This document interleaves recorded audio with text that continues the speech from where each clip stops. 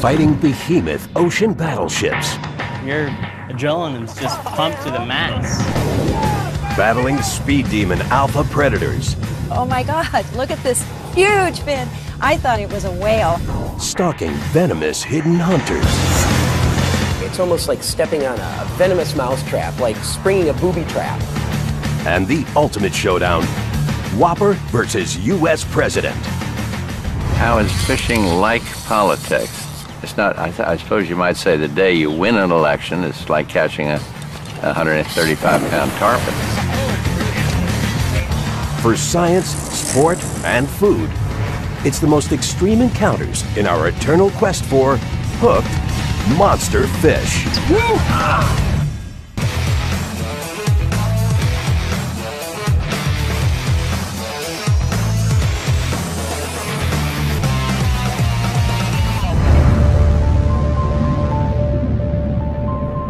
Mammoth whoppers rule our waters. In these murky depths, we're just visitors. Yet we're driven to uncover them, understand them, and take them on. Back-breaking battles, tough tests of endurance, colossal contests of skill and will. On the front lines of man versus beast, we challenge and celebrate the world's mightiest monster fish.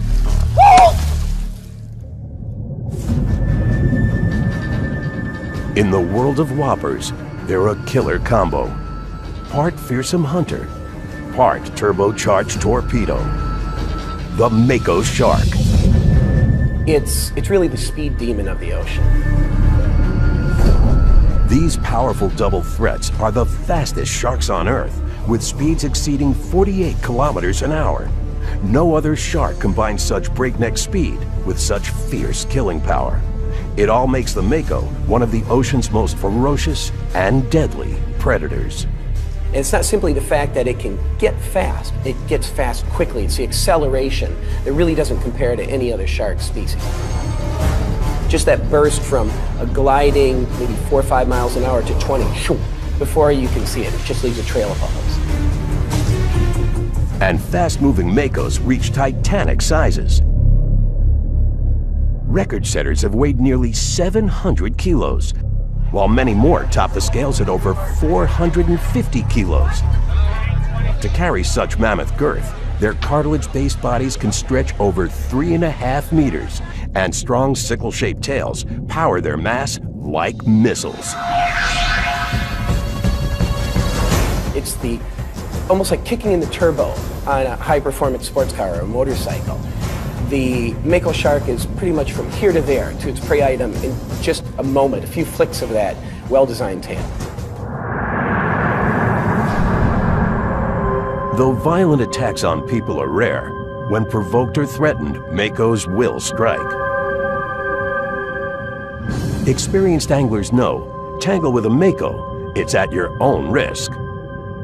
They are the king of the ocean. They rule. They're not afraid of anyone, and they are tenacious. July 15th, 2006. A Mako shark fishing tournament in the Channel Islands off the coast of Southern California. Avid angler Marilyn Stevens and a seasoned crew set out hoping to catch the day's winning whopper.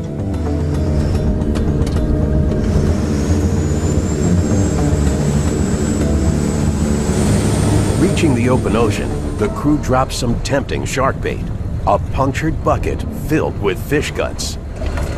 Okay guys, chum's over. Chum's going in. Some sharks can smell blood in the water at an astounding 1 part per million. That's the equivalent of detecting a few drops of blood in an Olympic-sized swimming pool. The crew watches and waits. Suddenly, 100 yards from the boat, they spot a fin. It's so big, they're not sure what species they've lured. We all screamed and yelled and carried on and said, oh my God, look at this huge fin. I thought actually it was a whale. Marilyn's determined to find out. But before she can get closer, the fin disappears. turning around. He's not coming back in, look. Marilyn fears she's lost the catch. But a few hours later, it's back. There was that fin again, now only about 30 yards out from the boat. Up close, there's no doubt, it's a mighty mako. The crew casts a baited line towards the fish, but the fin disappears once more. With the clock ticking, Marilyn's hopes for the tournament trophy disappear with it. He's not taking it yet. Then, without warning, she feels an arm-ripping heave on her line. Oh, man! Oh! It was a very, very different experience than I've ever had. The tug was incredibly powerful. With the reel spinning fast, it's hard to stay calm. But Marilyn knows, against a mako, she needs a strategy. To hook it, she's got to let the shark grab the bait and run. I kept thinking was be careful, be careful, be careful, because if I don't hook it, if he doesn't take the bait, if I don't set it correctly, I'm going to miss this one glorious opportunity. The angler yanks the fishing line in several strong bursts, gripping the rod with both hands. At last, Marilyn's done it. The mako's hooked. Now she has to hang on to a wild Go in beast. sideways. That's it. Step over. Okay, you got it. You got it. The mako sails above the water, doing flips. As soon as I set that hook, he just came leaping out of the ocean, did that backflip, did it twice, and that was spectacular. Oh my God! Backflip! Oh my God! Then, Marilyn's worst fear. The hunted becomes the hunter. The mako changes direction, headed straight towards the boat. Johnny, he's charging the boat. Let's move it. Hit it. Mako shark are fast, and they have been known to actually jump in boats. And so whenever you have a Mako shark charging at the boat and literally, coming towards you, that is a major concern. Hit it. Hit it. Reacting fast, the crew tries to keep the boat ahead of the shark. But the speeding mako has its own plan. Immediately, it hits the surface and starts rolling on the line, spinning like a top. My gosh, I've never seen a Mako do that before. That was a very, very dangerous part of the capture because they'll do that in an effort to try and break the line. Johnny, he's going out. We need to back down. That's it. Go, go, go, go, go, go! To give the line some slack, the crew backs up. But the rolling mako suddenly dives under. Fish and boat are locked in a battle of wills. He's taking line, I'm trying to get some line back. He's taking more line, I'm trying to take line back. And there's a tug of war going on at that point. That's it. Good. The tug of war rages for a grueling 2 hours. Marilyn's worn out and worried she's losing the catch. Good job, Marilyn. Good job.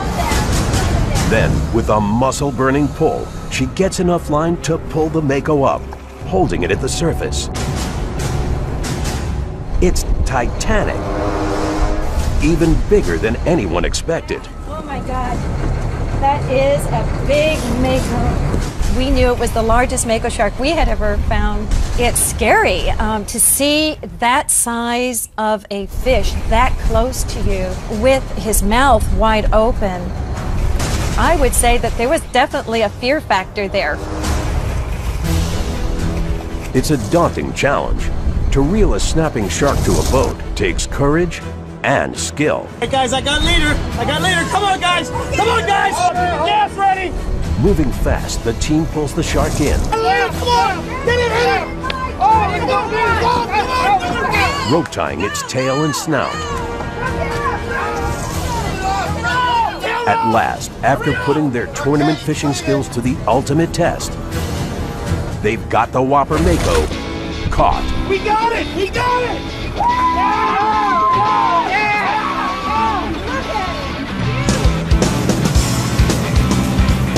Back on shore, game officials are stunned. It's a Grander Plus. 1,060! Tipping the scales at over 770 kilos. Okay, thanks, Marilyn.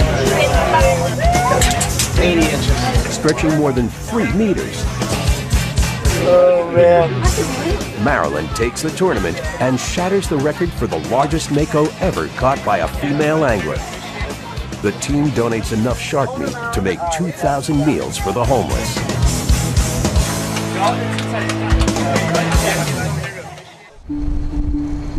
But today, as a species, makos face growing threats. Alarming evidence shows a double danger. Makos are getting smaller on 2 fronts: numbers and growth. Smaller sizes and populations are driving biologists to investigate. Many believe one of the gravest threats to the makos comes down to a lethal element: mercury. We find that mercury levels, the atmospheric mercury that falls into the ocean and again works its way up the food chain to these top predators like the mako shark, mercury levels are building in their tissues. Frequently, the bigger the fish, the higher the mercury level. Also known as quicksilver, mercury's a heavy metal, a powerful pollutant that gets into the air and water. Big fish like makos live long, eating a steady diet of mercury-carrying prey. Over time, the whopper fish becomes dangerously unhealthy, stunted, and toxic. Worldwide efforts to clean up mercury are helping, monitoring metal manufacturing, and curbing mercury-based products. All giving monster fish like the mako a chance to reach truly monster proportions.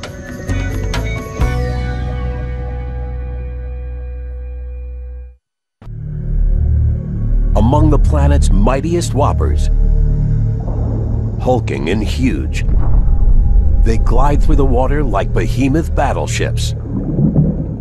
The Goliath Grouper. Goliath groupers live up to their name. Colossal cousins to the sea bass, Goliaths are the West Atlantic's largest groupers. These whoppers grow as long as surfboards. Record Goliaths have topped the scales at nearly 700 kilos, stretching almost 2.5 meters. These guys are like swimming phone booths sometimes. They're just huge. The Goliath's super size is a monster survival advantage. Powered by hunting instincts, giant Goliaths are fiercely territorial and hungry. Fish, shellfish, and even sea turtles who swim into Goliath turf fast become food. And as for predators, Goliaths get so big, they outsize hunting barracudas and sharks. Only the largest predator even attempts a Goliath kill. For anglers, tackling a Goliath grouper's a tough test, fighting a mammoth fish that won't quit.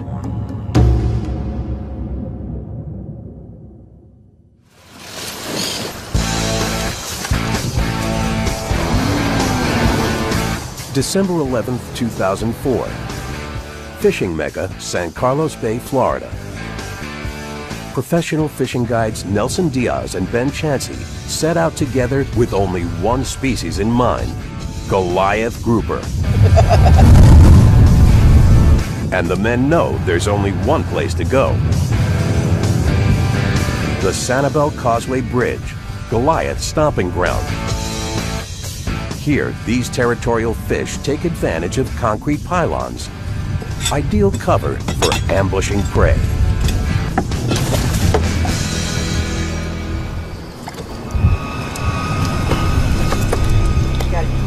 Soon after the bait hits the water, the angler feels a tug so powerful, it almost pulls him overboard. Nelson's convinced Only a Goliath can pull so hard, so fast. When you first get the hit, it's just a pull. It breaks, it's really your body is just going like, I can't do this anymore. You know, you're just stressed out. Anchoring his feet against the railing, bearing down on the rod, Nelson tries to stay put, but he's losing ground fast. Come on, Cap. Come on, Cap. Come on, you can do it. You can do it. Something's gonna break. You're gonna get pulled into the water. Don't let it get over there. Stop. The angler pulls on the reel hard as he can. The Goliath won't budge. It's a risky situation. Any moment, the line could snap from rubbing against the ragged concrete block. You have to get the fish out. If you don't get the fish out of the structure, they're gonna break you off. Nelson refuses to quit. He's convinced he just has to get the boat and the fish further away from the bridge. But as the anglers navigate past the pylons, the strategy to lure the fish from its hiding place works too well. The Goliath follows them and keeps going, swimming all the way under the boat. Now, to stay hooked, Nelson has to do fishing gymnastics. As the line strains under the whopper's weight, the fisherman gathers his strength and gives a yank. It takes an epic struggle, but he's got it.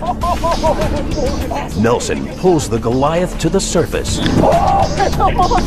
It's huge.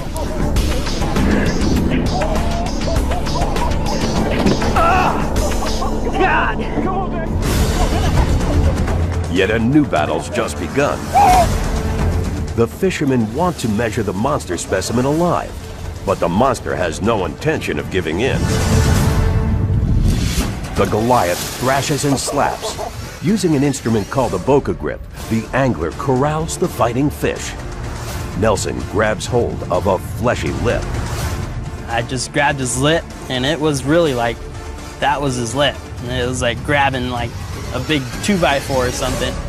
Pulling the grouper into the boat at last. And once we slid him in the boat, you could actually really see how big he was. It was amazing. The measurements are jaw-dropping. Over 2 meters long and nearly 2 meters around, plus an estimated 300 kilos. Before releasing it back into the water, home video footage captures the catch of a career. Just couldn't wait to get pictures, and because that was my biggest fish, I ever caught there. Here she goes. Yet this supersized species is fighting for its survival. Goliath groupers are considered critically endangered. What does such a dangerous designation mean? For an animal to change its status, we can look at population density. So not just simply the number of animals, but their distribution. Before extinction, there are 4 alarming rungs on the preservation ladder. International organizations calculate factors like total population, rates of decline, and habitat threats. Once a species is in trouble, it graduates from near threatened to vulnerable, from vulnerable to endangered, and then to the worst scenario, critically endangered. Efforts like fishing bans to save the Goliath have helped the species start to rebound. The ultimate goal? Goliaths reaching the bottom rung of conservation, least concern. Among the world's biggest monster fish, some are more than just huge. They're lethal. These masters of camouflage can kill with the flick of a whip. The stingray. You may not even see it there. And if you do see it, probably the last thing you're going to think is this animal's going to be dangerous. And then bam, you've been popped, just like that. Stingrays are a gargantuan group. 70 ray species inhabit the planet. Diverse ray species may be members of different fish families, but many share classic ray traits, and among them all, the biggest whoppers are the manta rays, weighing nearly 1,400 kilos with wingspans long as 9 meters. And mantas aren't the only monsters. Short-tailed rays can easily weigh over 300 kilos. And with a nearly 2-meter length, their total surface area can add up to 4 square meters. Big as an office cubicle.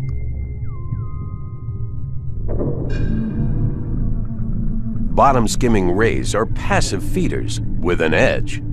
Some rays filter plankton and small fish, shellfish or krill into their downturned jaws. But when they want more, they can turn their mouths into vacuum cleaners, sucking up prey hidden under the sand. Rays can also keep their heads and bodies virtually buried in sand without suffocating. They feed off the bottom, but they actually breathe through the top. 2 big holes on the top of their body. Sort of our nostrils went right around to the back of our head so that we can inhale through, through there and blow it out through our mouth. And when threatened, with the flick of a tail whip, a stingray becomes an assassin. Jagged tail barbs connect to a venom gland near the base of the spine. As the tail makes contact, the barb embeds or shreds the unlucky victim, causing searing pain or worse, piercing arteries, even bone, causing toxic shock and sometimes death. It's almost like a combination of having a whip on the back that you can, kind of like Zorro, you could crack it at your enemies like that, but the tip of it actually is safe. It all adds up to a powerful monster fish. For fishermen who take them on, a whopper stingray is a tough test of strength. The smallest stingray in the world will give you one heck of a fight when you're trying to pull something through the water that's shaped like an airplane.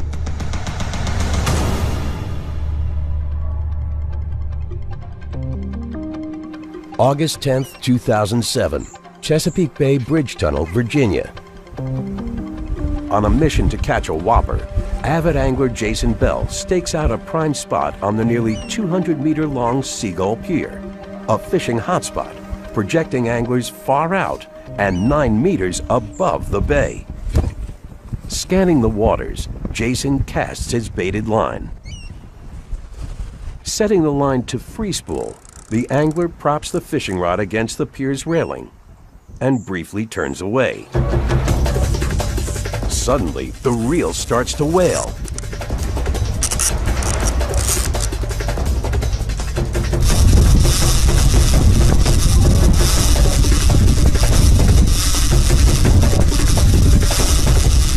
Gripping the rod tight as he can, Jason's never felt a drag this strong.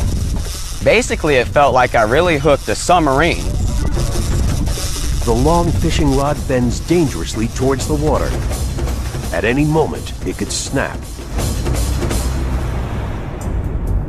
All at once, the water's surface breaks.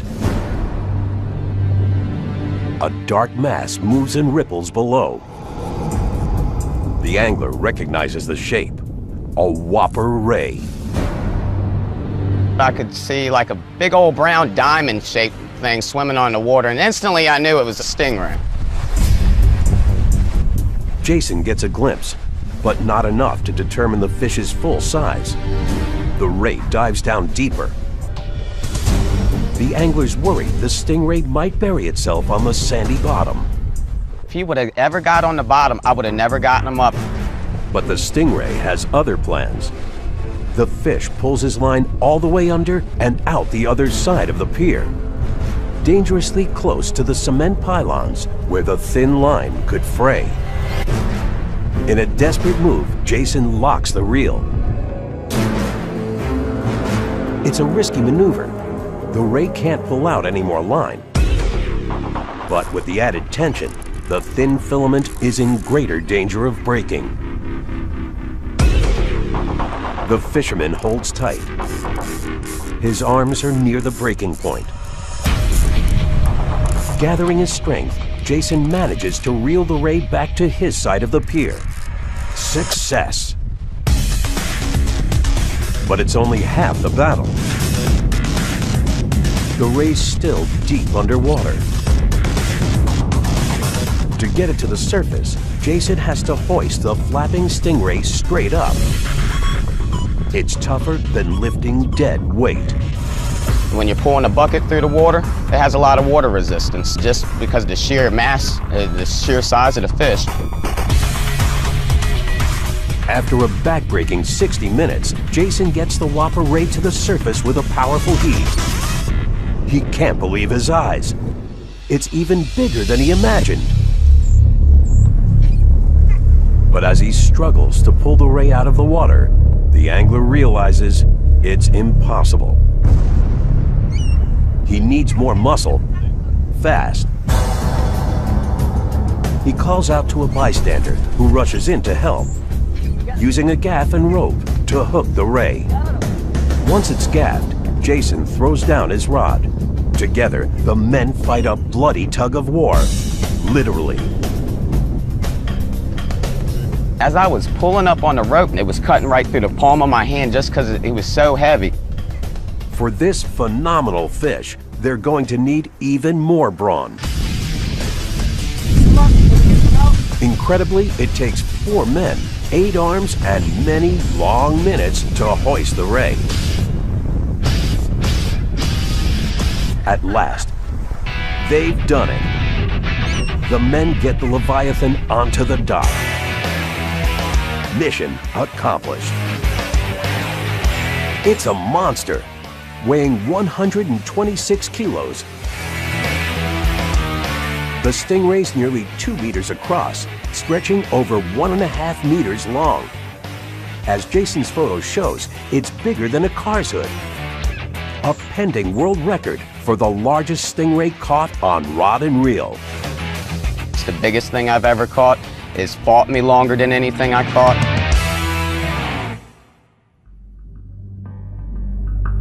Around the world, stingrays are often feared. Yet ironically, in the future, the same toxic trait that makes these fish so frightening may become their greatest asset to species protection: their venom. Stingray venom may have healing powers. Crossing the line from poison to potion may come down to quality versus quantity. Too much stingray venom can cause muscle contractions and seizures. But in the right doses, new research tests if the same poisonous protein can be used to treat serious illness. From dangerous to life-saving, further proof of the importance of protecting big fish like mighty, remarkable rays.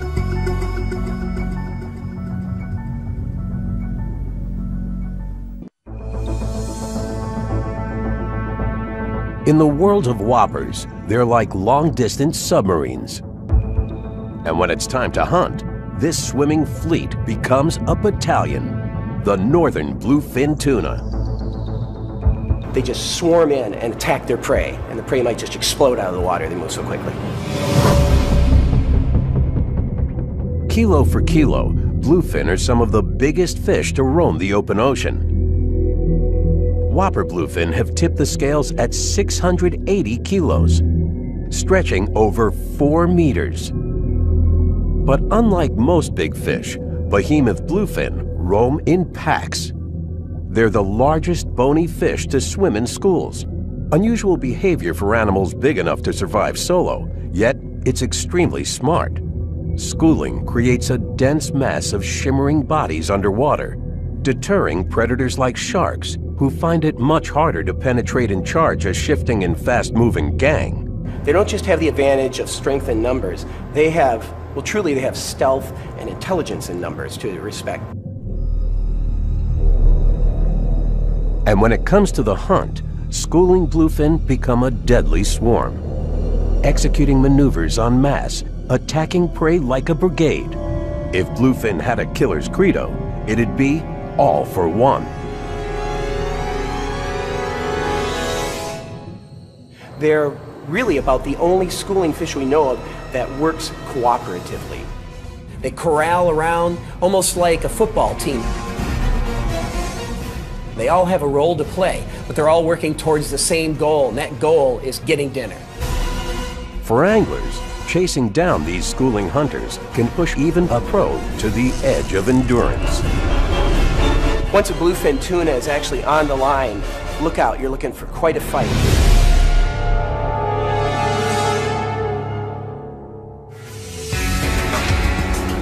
June 24th, 2007. Famous fishing hub, Virginia Beach, Virginia.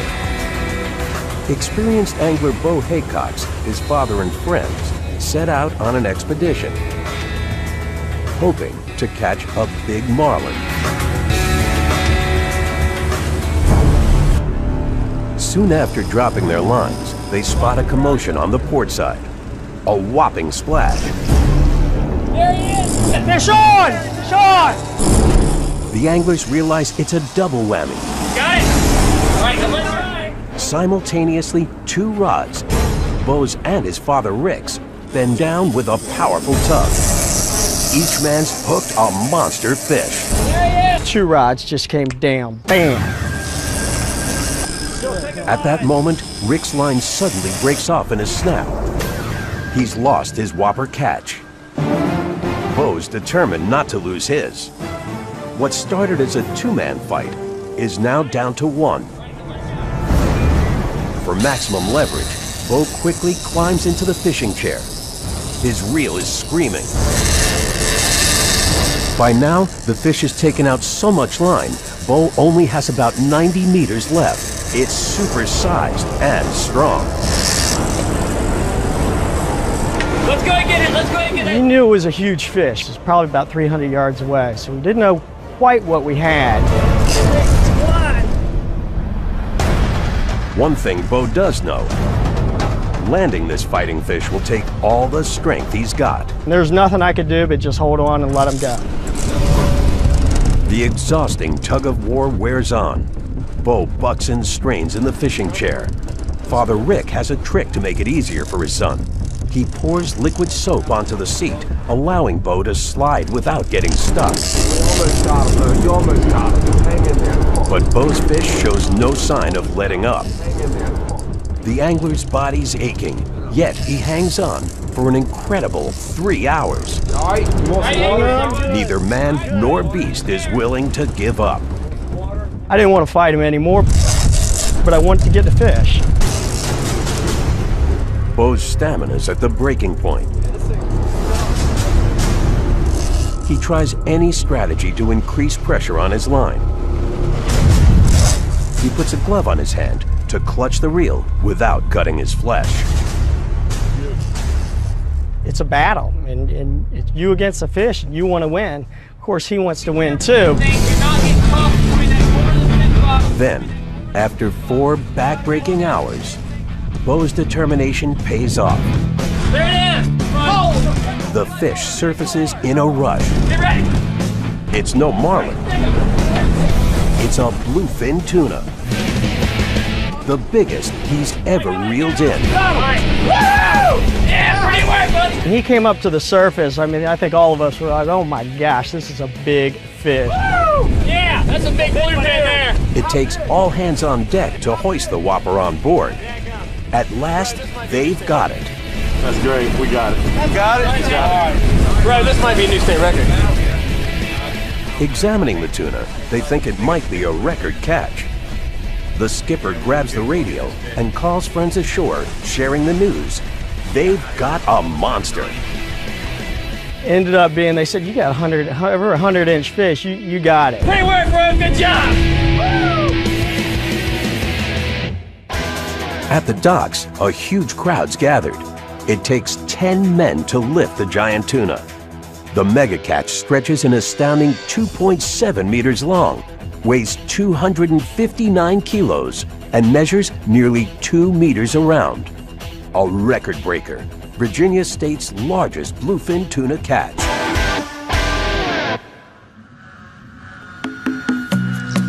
But what future do bluefin face? Around the world, commercial fishing and pollution are threatening bluefin survival.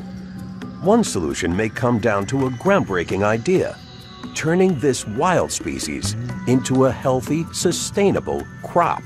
The challenges are immense. In order to reproduce sustainable species, you need to be able to spawn, gather, and fertilize their eggs for successful reproduction. But wild bluefin are considered extremely difficult to tame and breed. That is, until now. Though it's still challenging science, successful tuna farms in South Australia and Japan are leading the way to captive breeding. Intensive research has fueled critical innovations, including captive bluefin breeding from eggs. Scientists have safely captured wild bluefin and set up closely monitored sea cages that allow them to induce spawning, even creating usable eggs that may hatch under man-made conditions. All part of protecting this endangered monster fish.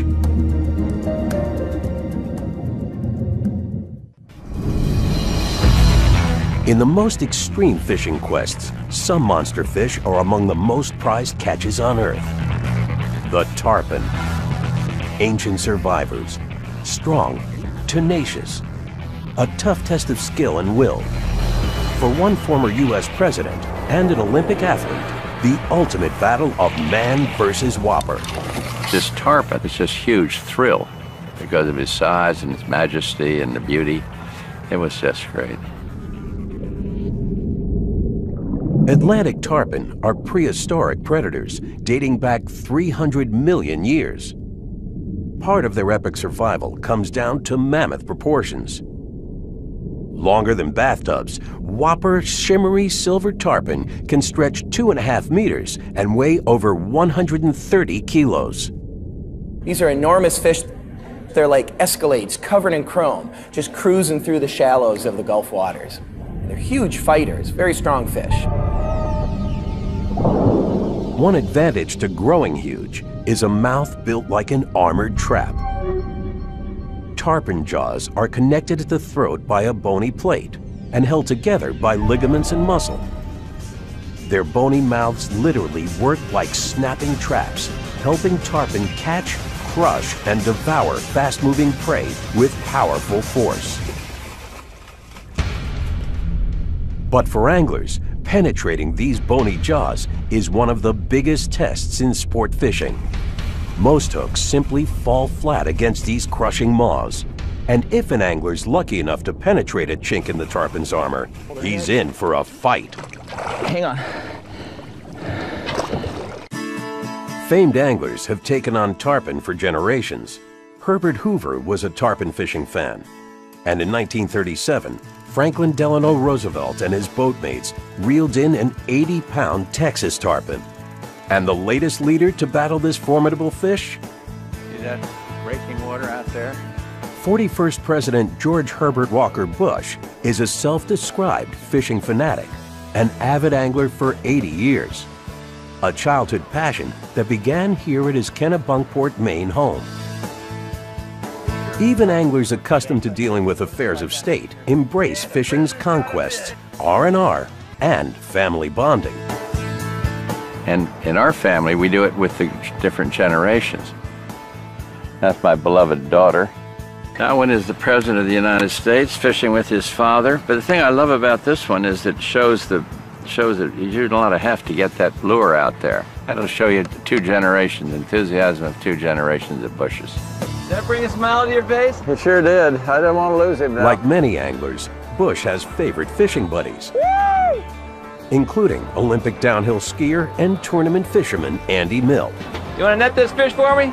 If I lose it, don't blame the net man. Together, they're veterans of adventure fishing around the world. I got it. I'll bring her over to you. Bring it around. Here we are in the Arctic Circle in frigid waters. Everybody's got hypothermia, ready to go in after about 5 hours, and President Bush is still out there in his waist-deep water, cast a fly, determined to catch an Arctic char. The President's got a fish. The President's got a fish. Oh, how fun is this? Glad to be of service. Call on me if you need me.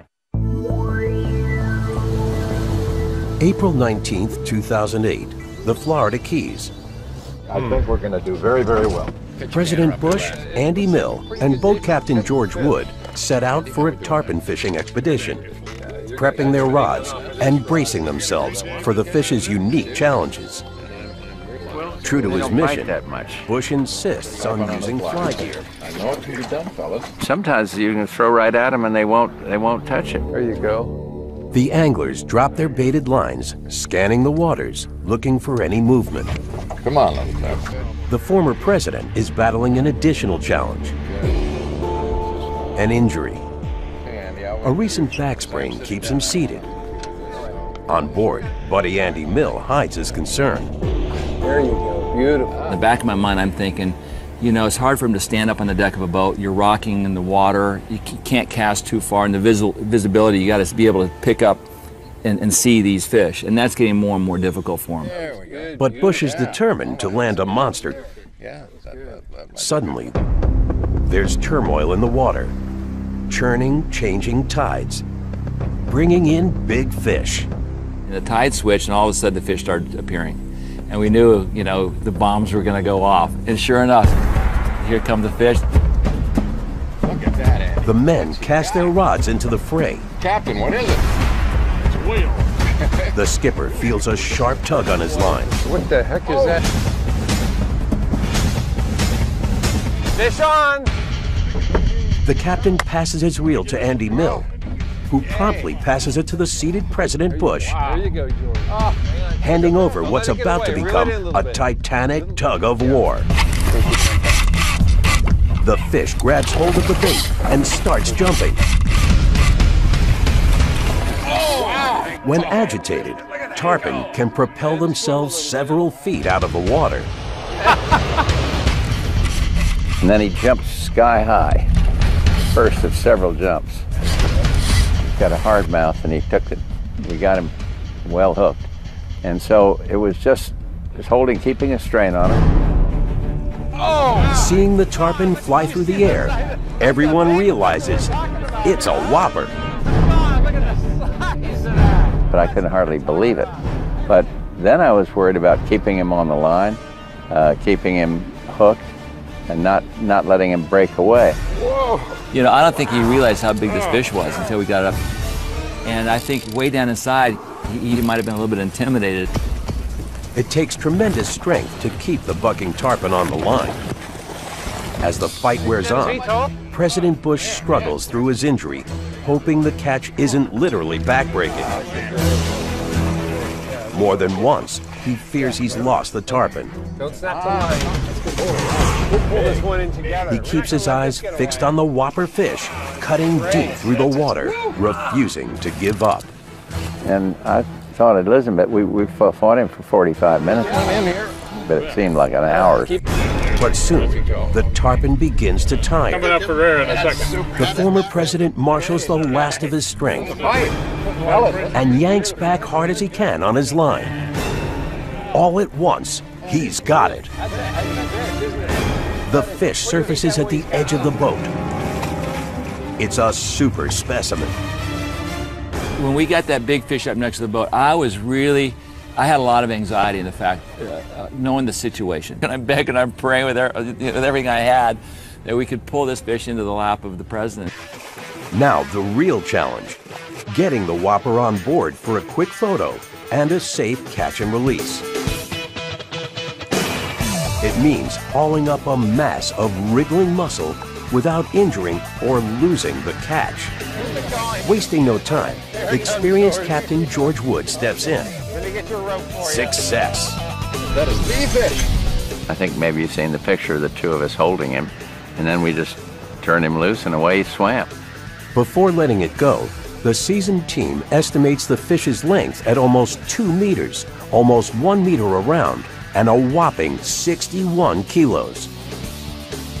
Even for a president with over 8 decades of angling experience, the conquest was one of the highlights of his sport fishing career.